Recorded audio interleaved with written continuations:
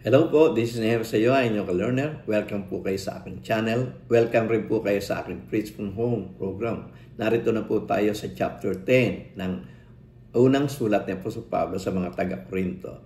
At ang video pong ating gagawin ngayon ay bibigyan po natin ng title na They Were All Baptized into Moses. At ang video po ay magpapasimula after a short intro.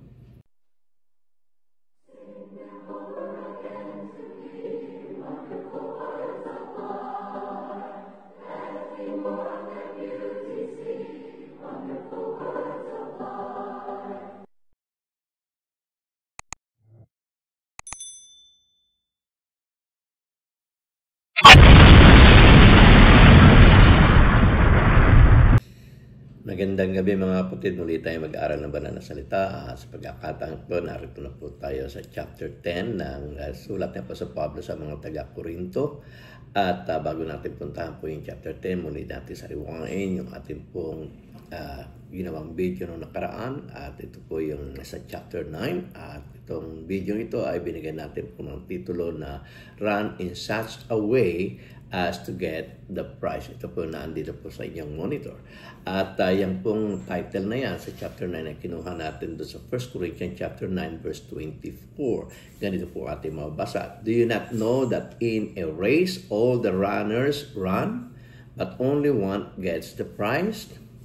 Run in such a way as to get the prize. Yan po natin kinuha yung titulo natin nung nakaraang video. At sa ngayon ay pupunta na po tayo doon sa chapter 10 at ganito po ating mababasa sa 1 Corinthians chapter 10 verse 1 to 2 at NIV na po ang ating babasahin. Ang sabi po ng banal na kasulatan ay ganito: For I do not want you to be ignorant of the fact, brothers and sisters, that our ancestors were all under the cloud and that they all passed through the sea.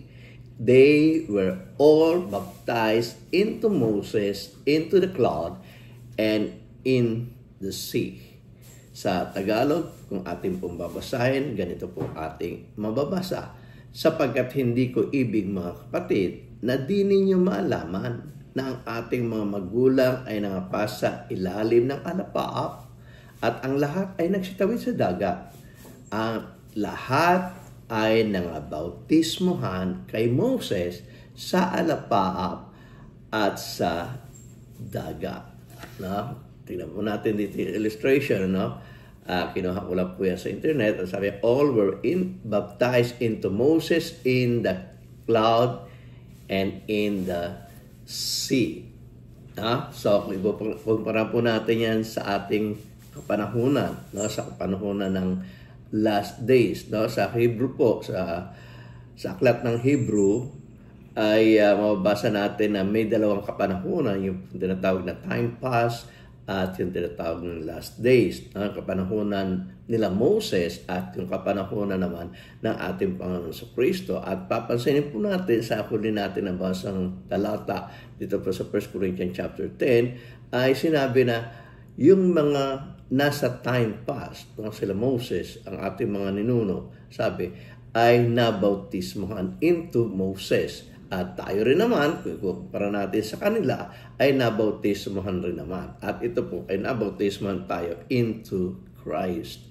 Okay? So, sa pagpapatuloy po ng ating pagbabasa, ay makikita natin na patuloy na ikinukumpara ni Apostol Pablo ang kapanahunan nila sa kapanahunan ng kanilang mga ninuno, no? Kapanahunan ng last days at kapanahunan ng time past. At dito sa verse 3 and 4, ganito po ang ating mababasa. 1 Corinthians chapter 10 verse 3 and to 4. Ang sabi ay ganito: They all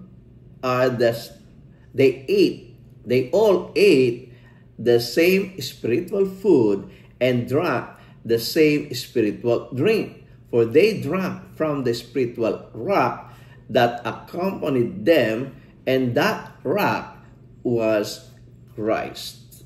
Okay? Sa Tagalog po natin mabasahin, ang sabi po ng banal na kasulatan ay ganito: At lahat ay nagsikain ng isang pagkaing ding ayon sa Espiritu, at lahat ay nagsiinom ng isang inuming ding ayon sa Espiritu, sapagkat nagsisiinom sa batong ayon sa Espiritu na sumusunod sa kanila, at ang batong yaon ay si Kristo. Papansinin po natin dito sa verse 3 and 4 ay may salitang din. No? Sa English po ay sinabi ay same. No? Ibig sabihin, kinukumpara uli ang kapanahunan nila, no, nang sumusulat siya sa mga taga-Korinto, at sa kapanahunan ng kanilang mga ninuno, no, na sa kapanahunan nila at sa kapanahunan ng mga ninuno, pareho din na nagsikain ng pagkain ayon sa Espiritu, at pareho ding nagsiinom ng inuming ayon sa Espiritu.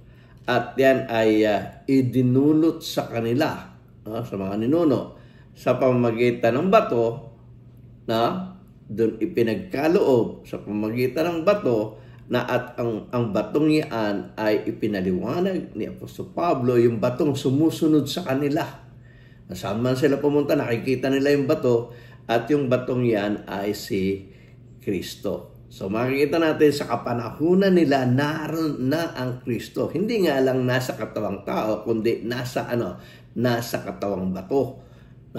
At ito ay sumusunod sa kanila saan man sila pumunta, at ito ang nagpo-provide sa kanila ng spiritual food and spiritual drink.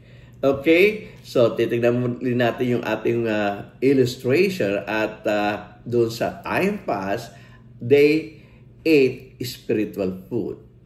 Sa time pass, they drank spiritual drink. At sa time pass, andun si Kristo na nakasunod sa kanila. Christ was with them.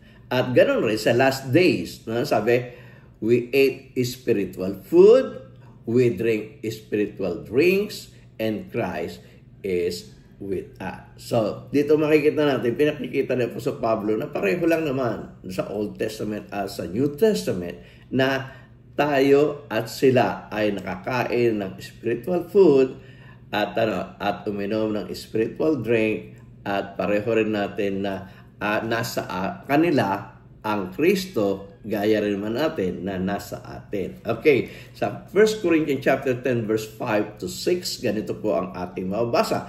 Nevertheless, God was not pleased with most of them. Their bodies were scattered in the wilderness. Now, these things occurred as examples to keep us from setting our hearts on evil things as they did. Kanina yung pagkakapareho, no? Pinakita, no? Ang mga ninuno at tayo na mga taga-Korinto, no? Na lahi ng mga ninuno, no? At dito makikita natin ay sinabi na mayroong mga nabuwag sa ilang, no? Yung pong sa church in the wilderness. At sa Tagalog natin mabasahin, ganito po ating mababasa. Bagamat ang karamihan sa kanila ay hindi nakalugod sa Diyos.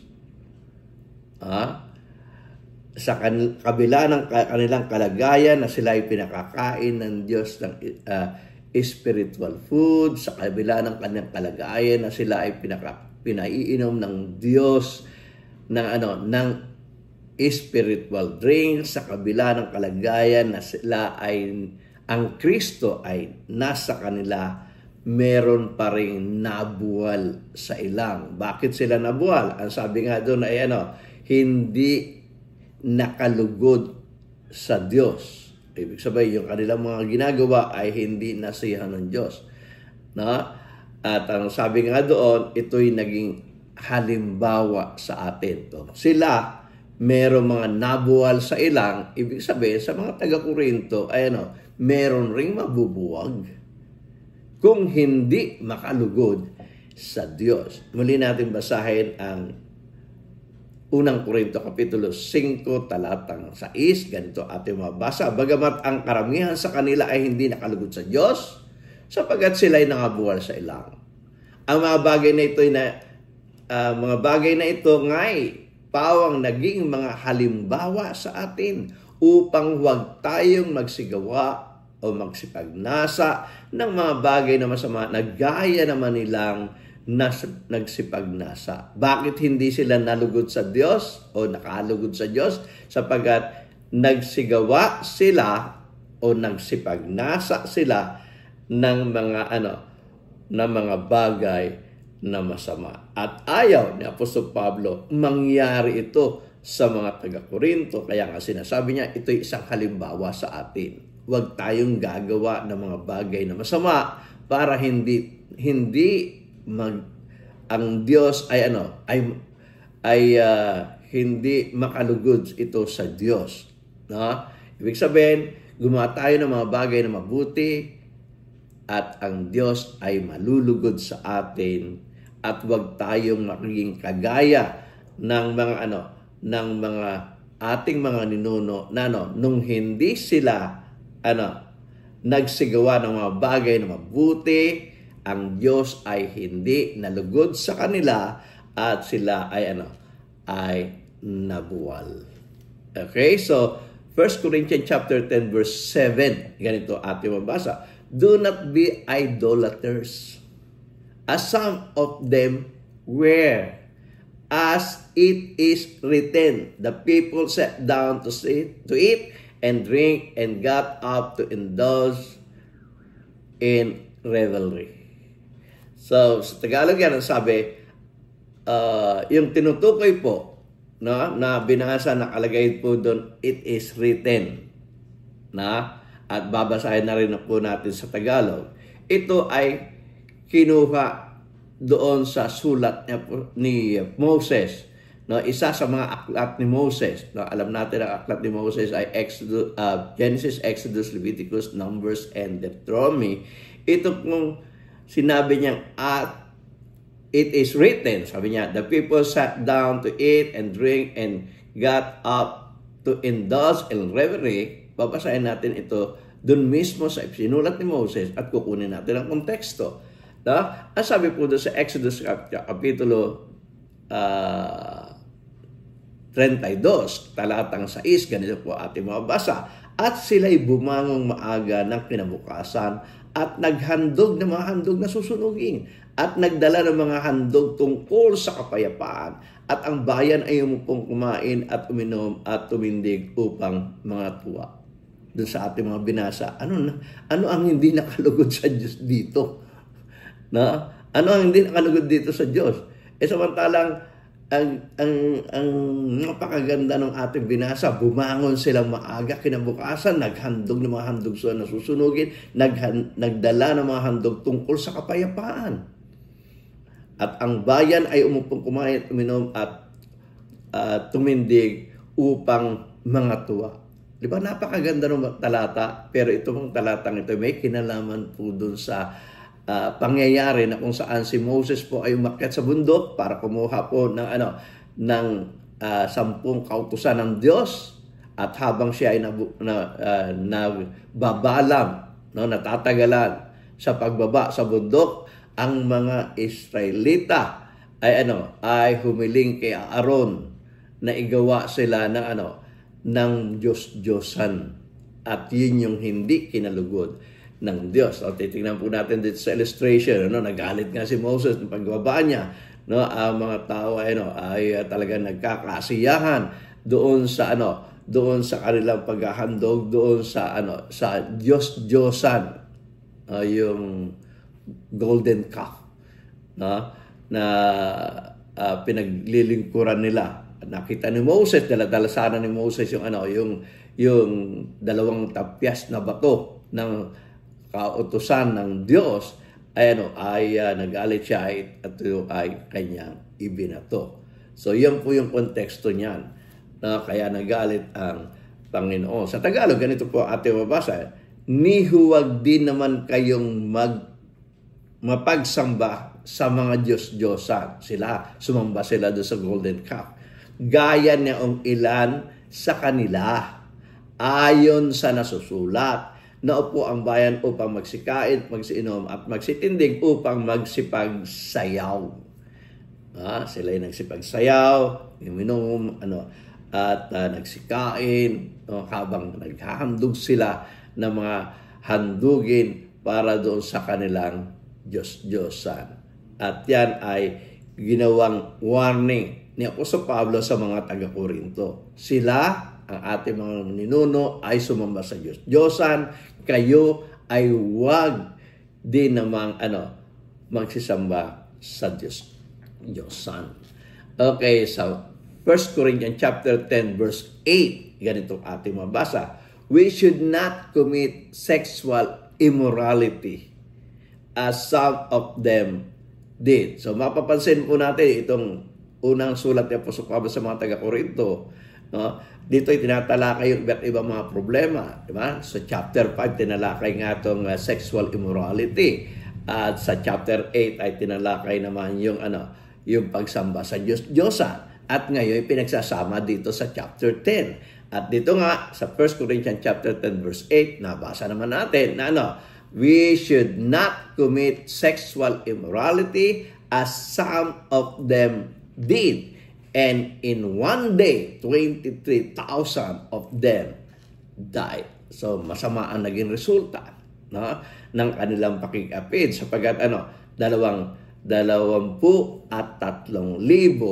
ang namatay doon po sa ilang, sa loob ng isang araw lamang. Sa Tagalog natin mabasahin, ang sabi po ng banal na kasulatan ay ganito, ni huwag din, yung salitang din, kasing ibig sabihin pareho, ni huwag din naman tayong makiapid. Sila'y nakiapid, huwag naman tayong makiapid. Ibig sabihin, ni huwag din naman tayong makiapid na gaya ng ilan sa kanila na nakiapid at ang nangabuwal sa isang araw ay 23,000. Okay? Sa 1 Corinthians chapter 10 verse 9 to 10, ganito po ating mabasa. We should not test Christ as some of them did. Yan, tinatanong, wala raw Christ doon sa Old Testament. Ito sinasabi nga ni Apostol Pablo, meron na sinubukan nila ang Kristo. Huwag naman nating subukan ang Kristo na gaya ng ginawa nila. Sapagat nung sinubukan nila ang Kristo, o tinukso nila ang Kristo, may mga namatay sa pamagitan ng ahas. Basahin na natin ang tuluyan itong 1 Corinthians chapter 10 verse 9 to 10. Ganito ating mabasa. We should not test Christ as some of them did and were killed by snakes. And do not grumble as some of them did and were killed by the destroying angel. Sa Tagalog, ganito ating mamabasa. Ni huwag din naman nating tuksuhin ang Panginoon na gaya ng pagtukso ng ilan sa kanila at nangapahamak sa pamamagitan ng mga ahas. Ni huwag din kayong magbulong-bulungan na gaya ng ilan sa kanila na nagbulong-bulungan at nangapahamak sa pamamagitan ng pagkawasa. Sila, tinukso nila ang Panginoon, sa loob ng sila ay napahamak sa ahas. Sila ay nagbulong-bulungan, sila ay napahamak sa pamamagitan ng pagkawasa ng mga anghel. Huwag din nating gawin. Huwag nating gawing tuksuhin ang Panginoon at huwag nating gawing magbulong-bulungan. Yan ang ibig sabihin ni Apostol Pablo. 1 Corinthians chapter 10 verse 11 to 12, ganito po ating mabasa. These things happened to them as an examples and were written down as warning for us, on whom the culmination of the ages has come. So if you think you are standing firm, be careful that you don't fall. Sabi ng Apostol Pablo, ang mga bagay na ito ngay nangyari sa kanila na pinakahalimbawa at pawang nangasulat sa pagpapaalala sa atin na mga dinatna ng katapusan ng Panginoon. Kaya nga sa ating illustration, meron time pass, merong last days. At yung last days na yan, yan yung culmination of the ages. O yan yung katapusan ng panahon. So, sa verse 2 and 12 ay ganito, kaya't ang may akalang siya'y nakatayo, mag-ingat, baka mabuwal. Diba? Sila itinayo ng ating Panginoon Kristo. Sabi ng ating Panginoon Kristo, upon this rock I will build my church. At ang Korinto ay naitayo ng ating Panginoon Kristo.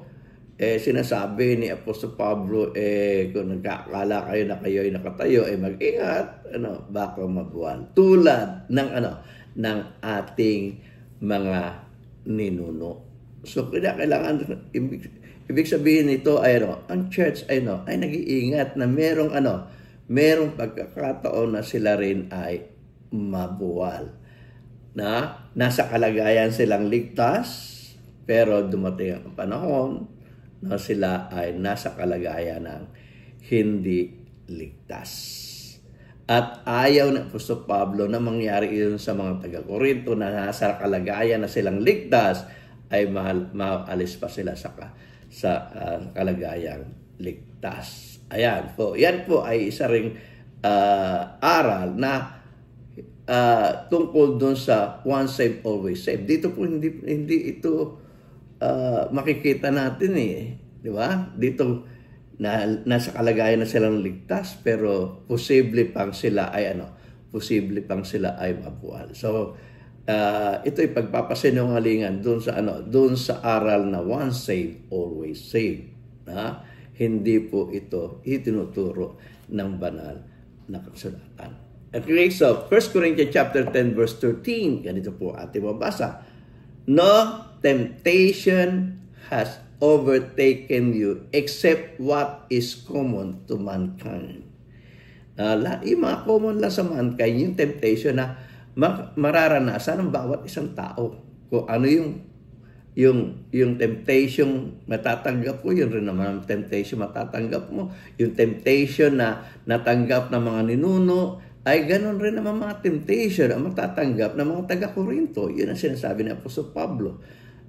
Basahin natin ng diretso at punta tayo sa Tagalog. At sabi po ng kasulatan, again, 1 Corinthians chapter 10 verse 13, no temptation has ever taken you except that is common to mankind. And God is faithful. He will not let you be tempted beyond what you can bear. But when you are tempted, He will also provide a way out so that you can endure it. So napakaganda po nitong pangako ng Diyos sa mga tao niya na hindi niya tutuksoyin ng pagtukso sobra do sa mga pangkaraniwang taong tinukso niya. Sobra do sa hindi kakayanin.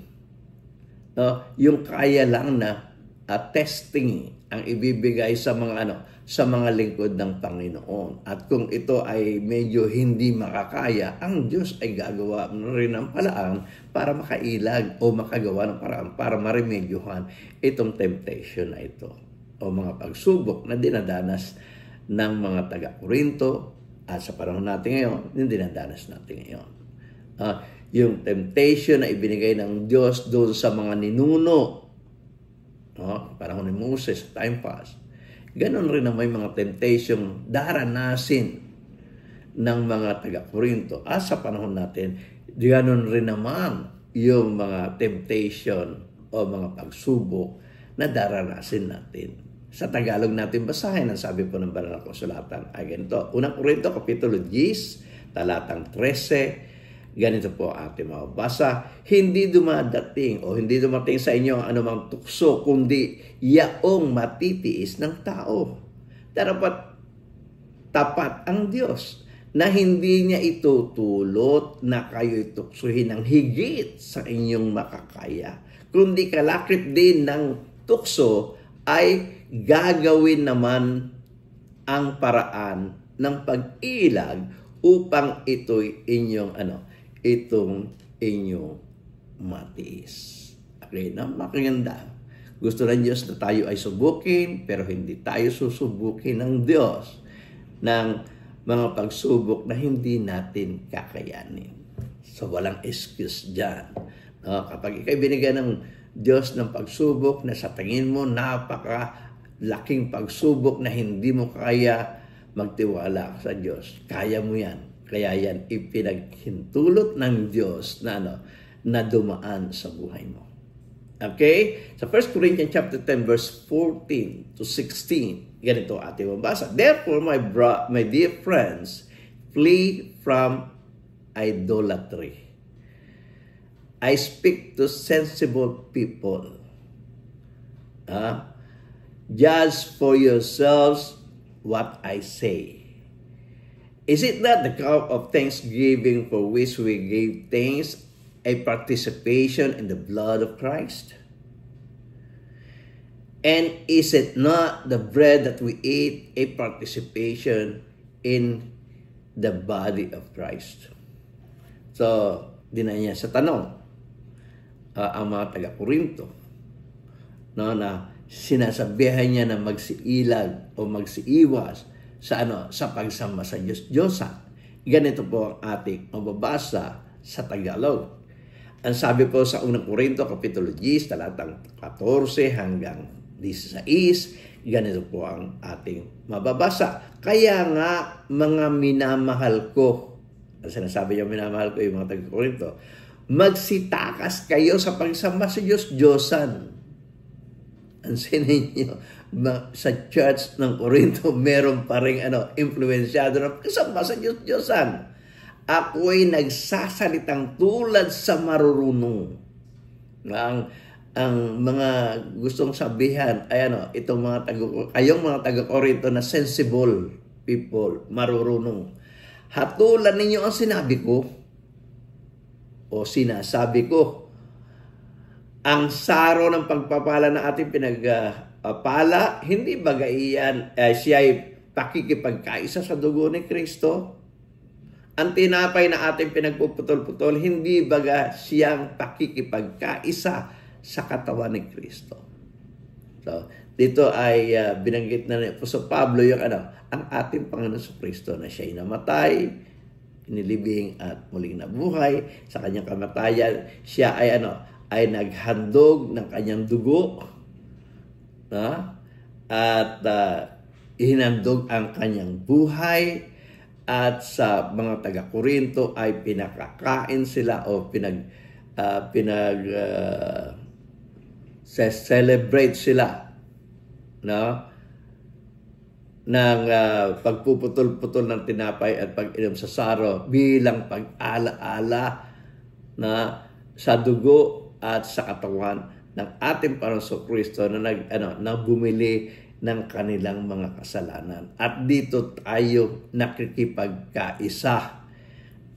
Sapat na ang ginawang paghahandog ng ating Panginoon Kristo para mapagbayaran ang ating mga kasalanan. At hindi na siya nagre-require ng iba pang mga paghahandog na tulad ng ginagawa ng iba, lalo na ng mga pagano sa paghahandog ng kanilang handog sa mga Diyos-Diyosan. So ito yung sinasabi ni Apostol Pablo. Sa verse 17, verse 18, 1 Corinthians chapter 10, verse 17 and 18, pagpapatuloy ng kanyang pagpapaliwanag, ganito ang ating mabasa. Because there is one loaf, tinapay.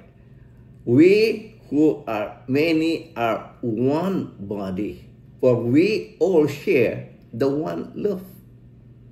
Consider the people of Israel. Do not those who eat the sacrifices participate in the altar. Diba yung mga kumakain ng mga handog doon sa inihandog sa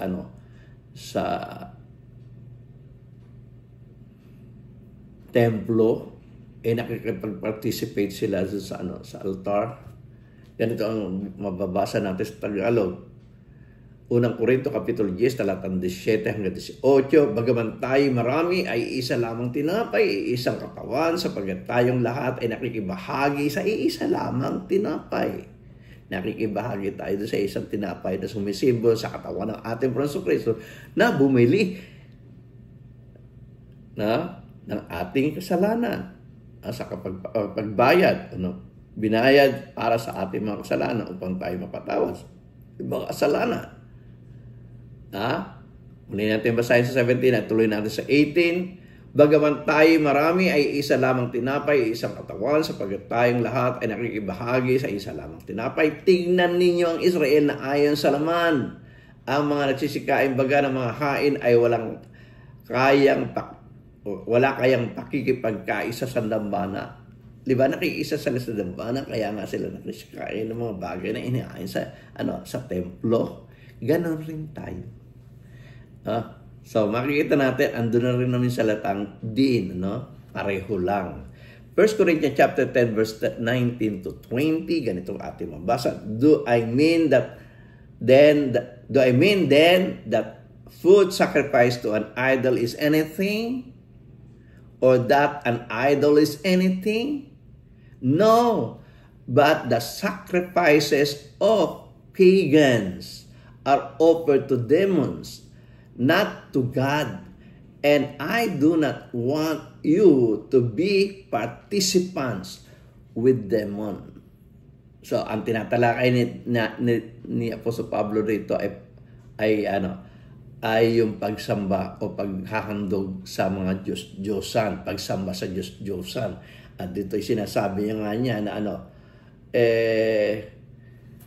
hindi ko sinasabi na may kabuluhan yung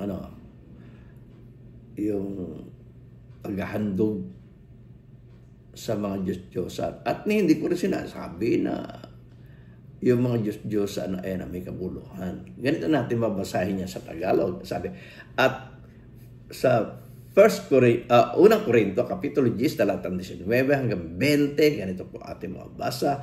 Anong aking sinasabi? Na ang haing baga sa mga Diyos-Diyosan ay may kabuluhan? O ang Diyos-Diyosan ay may kabuluhan? Subalit sinasabi ko na ang mga bagay na inihain ng mga hintil, sa English po ay pagan, so ibig sabihin, inihain ng mga pagano, ay kanilang inihain sa mga demonyo at hindi sa Diyos. At di ko ibig na kayo'y magkaroon ng pakikipagkaisa sa mga demonyo. So kaya pinagbabawal niya na maghain ng mga handog na inihain sa Diyos-Diyosan, kaya ipinagbabawal niya na ang mga taga-Korinto ay sumamba sa Diyos-Diyosan, sapagkat kapag sila ay sumamba sa Diyos-Diyosan, sila ay hindi nakikipagkaisa sa Diyos, kundi sila ay nakikipagkaisa sa demonyo. Napakasakit pong pananalita ito at mahirap pong tanggapin basta-basta ng mga pagano. Sigurado magagalit ang mga taga-pagano sa mga pagano kay Apostol Pablo sapagkat sinabi niya na ang mga naghahandog sa Diyos-Diyosan ay mga naghahandog sa demonyo. Ang nakikiisa sa paghahandog sa mga Diyos-Diyosan ay nakikipagkaisa sa demonyo. Napakahirap pong salita niya. Napakabigat. Kaya yung mga nasa relihiyon na hanggang ngayon ay nagpa-practice pa ng pagsamba sa Diyos-Diyosan ay magdalawang isip na. Okay. 1 Corinthians chapter 10 verse 21 to 22. Ganito po ang ating mababasa. You cannot drink the cup of the Lord and the cup of the demons too. Huwag natin parehong pagsabayin. No? You cannot have a part in both the Lord's table and a table of the demons. Are we trying to arouse the Lord's jealousy? Are we stronger than He? Sa Tagalog ang sabi, hindi ninyo maiinuman ang saro ng Panginoon at ang saro ng mga demonyo. Kayo hindi maaaring makisalo sa dulang ng Panginoon at sa dula ng mga demonyo. Hindi pwedeng at the same time. Nakikibahagi ka sa saro ng Panginoon, nakikibahagi ka rin sa saro ng mga demonyo. Hindi pwede. Hindi tayo pwede makisalo. Nakikisalo na tayo sa Panginoon, nakikisalo pa tayo sa demonyo. Hindi pwede. Pipili tayo. Sino ba? So, tuloy natin pagbasa. Muli natin basahin 21 at tutuloy natin sa 22. Hindi ninyo maiinuman ang saro ng Panginoon at ang saro ng mga demonyo. Kayo hindi maaaring makisalo sa dulang ng Panginoon at sulang ng mga demonyo. O minumungkahi baga natin sa paninibugho ang Panginoon, tayo bagay lalong malakas kaysa Kanya. So gusto mo, parang gusto niyo subukan ng Panginoon, no? Nagseselos ninyo. Tayo ba'y mas malakas sa Kanya? Di ba? Pag ginawa natin yan, hindi naman natin kakayanin kung yung hatol na ibibigay sa atin ng Panginoon. Yun ang sinasabi ni Apostol Pablo. Sa verse 23, 1 Corinthians chapter 10, verse 23, ganito ating mababasa. I have the right to do anything, you say, but not everything is beneficial. I have the right to do anything, but not anything is constructive. Sabi ni Apostol Pablo, pwede ko naman, may karapatan na gawin ang lahat ng mga bagay, pero hindi ito beneficial. Hindi rin ito constructive. Okay, sa Tagalog, ganito ating mabasa, lahat ng mga bagay ay matuwid. Ngunit hindi ang lahat ng mga bagay ay nararapat. Lahat ng mga bagay ay matuwid, ngunit hindi lahat ng mga bagay ay makapagpapatibay. Kaya nga, pwede kong gawin ang lahat ng mga bagay na matuwid. Pero may mga bagay na matuwid na hindi nararapat. May mga bagay na matuwid na hindi makapagpapatibay. Okay? So, sa 1 Corinthians chapter 10 verse 24 to 26, ganito ang ating mabasa. No one should seek their own good, but the good of others. Eat anything sold in the market without raising questions of conscience.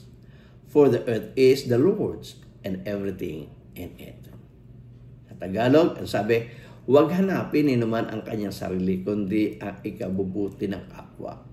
So, maraming tao na laging ang iniisip ay yung para sa ikabubuti lamang niya at hindi siya concerned sa kanyang kapwa. Dito, sinasabi ni Apostol Pablo na huwag nating hanapin yan sa mga bagay na sa ating sarili, kundi yung ikabubuti ng ating kapwa ang bigyan natin ng prioridad. Sa Tagalog, babasahin natin uli sa 24 hanggang 26, ganito ating mabasa. Huwag hanapin naman ang kanyang sarili, kundi ang ikabubuti ng kapwa. Lahat ng ipinagbibili sa pamilihan ay kanin ninyo at huwag kayong magsipagtanong ng anumang dahilan sa budhi, sapagkat ang lupa ay sa Panginoon at ang kabuuan ng naririto. Kung natatandaan niyo sa chapter 8 ng itong sulat na ito, di ba?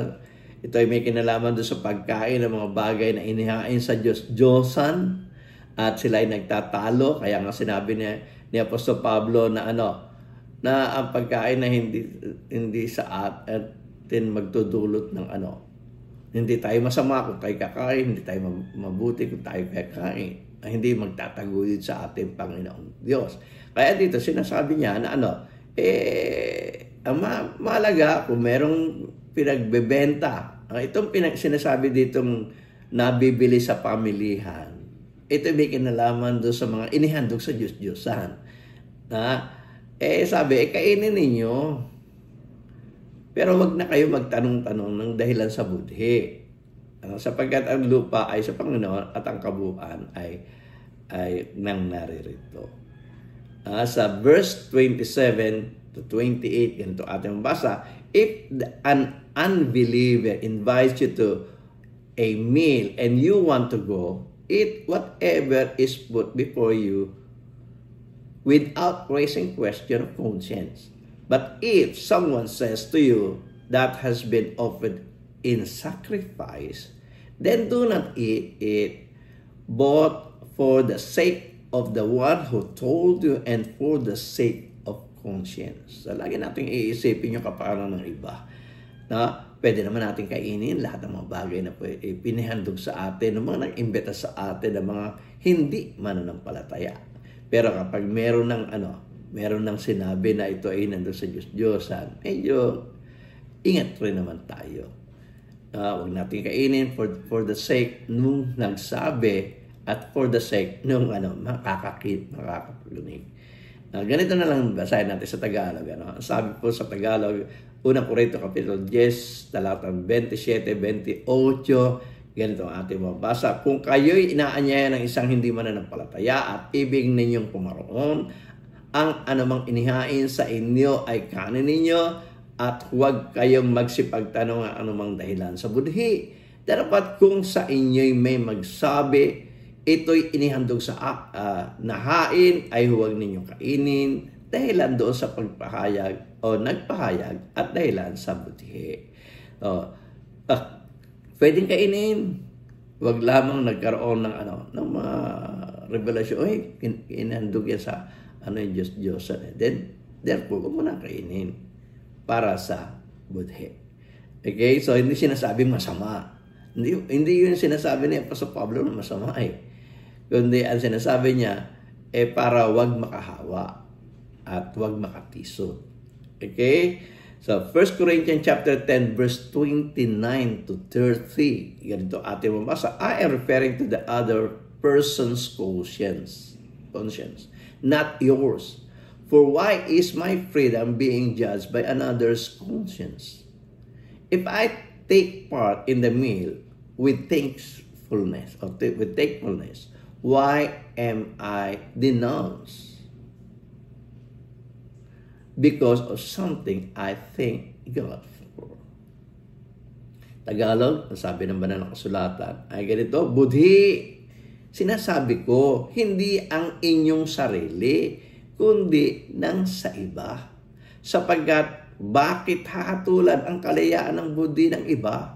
Kung nakikisalo ako na may pagpapasalamat, bakit ako'y aalipustain ng dahil sa aking ipinagpasalamat?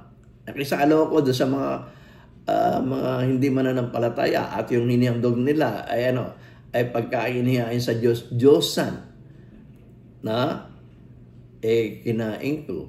Pero bago ko naman kinain pinagpasalamatan ko, bakit naman ako kakatulad sa bagay na yun? Okay? Ang mahalaga yung budhi. Hindi rin naman makakain dahil baka naman matisod yung iba. Siguro naiintindihan po natin ito. Binabalansin niya po sa Pablo yung mga bagay na dapat nating maintindihan. Okay, 1 Corinthians chapter 10 verse 31 to 33. Ganito ating mababasa. So, whether you eat or drink or whatever you do it all for the glory of God. Do not cause anyone to stumble, whether Greek or whether Jews, Greeks, or the Church of God. Dito makikita natin tatlong grupo ng mga tao.